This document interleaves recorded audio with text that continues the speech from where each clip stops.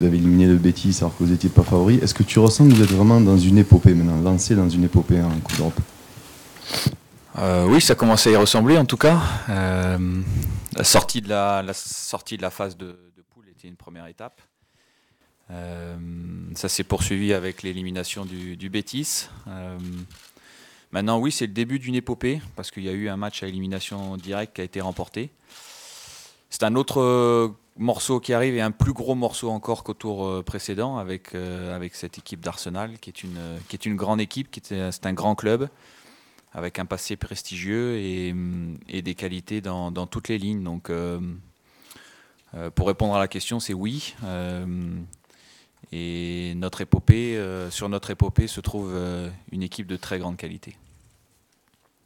Avec ces 7 jours de préparation, comment est le groupe? Comment est-ce qu'il y a de l'excitation? Voilà, de manière générale, comment vous avez vécu cette préparation qui a été longue et donc J'ai mis de compenser le manque de charge de travail avec un match en réserve.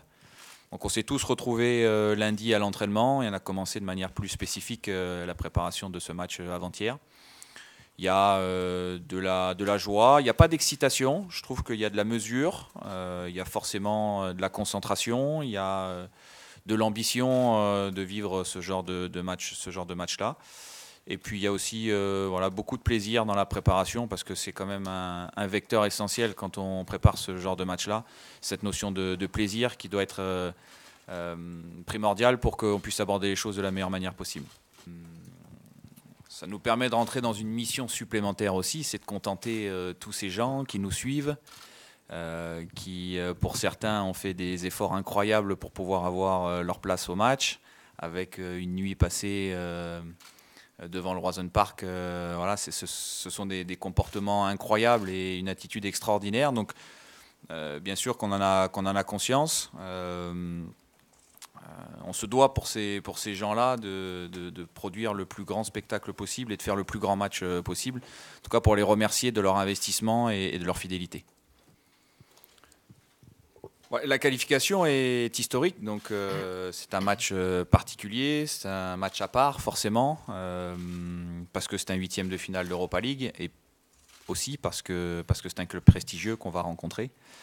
Je l'évoquais tout à l'heure, c'est un club avec un passé, qui a gagné de nombreux titres, qui a une histoire, qui a un vécu au très très haut niveau. Donc l'association de ces deux facteurs, le prestige de notre adversaire plus les 8e de finale d'Europa League, bien évidemment nous amène à dire que pour nous, pour le club, pour tous ceux qui suivent le club, c'est un moment particulier et c'est un moment historique.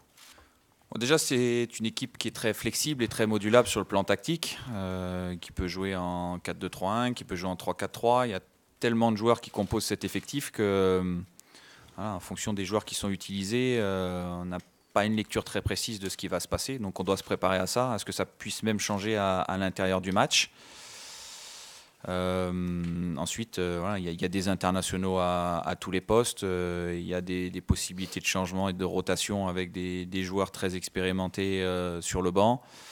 Donc c'est une équipe de grande qualité qui, je trouve, en plus ces derniers temps, est de plus en plus dense et de plus en plus intense sur le plan défensif. Je vois le match qu'ils ont fait contre Tottenham ce week-end. Ils n'ont quasiment rien concédé.